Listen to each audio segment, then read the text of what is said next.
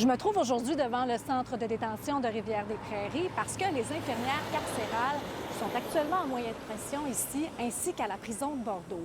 Elles ont rédigé ce qu'elles appellent le journal d'une infirmière en milieu carcéral. Elles y racontent leur quotidien. Cher journal, aujourd'hui à la prison, il y a eu une émeute. Les détenus ont mis le feu dans leurs cellules, ils ont brûlé leurs matelas.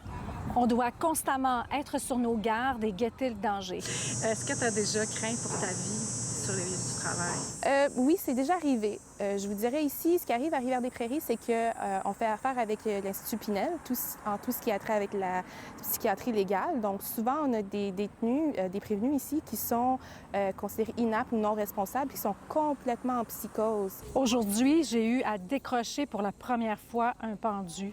Ça m'a complètement bouleversée. Mais non, ça m'affecte toujours, là. Quand on les décroche, puis on est obligé de faire des soins de RCR jusqu'à ce que les ambulanciers viennent. Puis par la suite, ben eux, ils déclarent si la personne, le décès ou pas.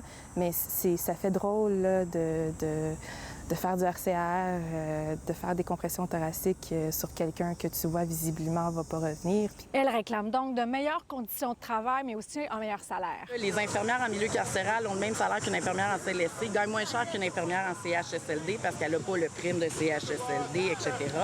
Et ce qui arrive, c'est que les infirmières, souvent qui sont intéressées par les milieux carcérales, c'est des infirmières qui viennent souvent des soins intensifs, de l'urgence, des dispensaires. Quand ils arrivent ici, après une journée ou deux, ils réalisent que, OK, là, tous les jours, ils se font insulter, pogner les fesses, menacer de viol. Il y a des infirmières qui ont déjà été suivies jusque chez elles par des inconnus. Est-ce que parfois, quand tu retournes à la maison le soir, tu as des craintes? Des fois, ça m'arrive. Des fois, je me dis, parce que quand on va faire l'épicerie, nous, ou quand on est dans la rue, on peut toujours croiser des détenus, là, on ne sait jamais. Actuellement, c'est toujours l'impasse dans les négociations avec le gouvernement, mais elles promettent d'intensifier leurs moyens de pression à la mi-septembre. Et cette fois, ça va toucher toutes les infirmières carcérales des prisons provinciales.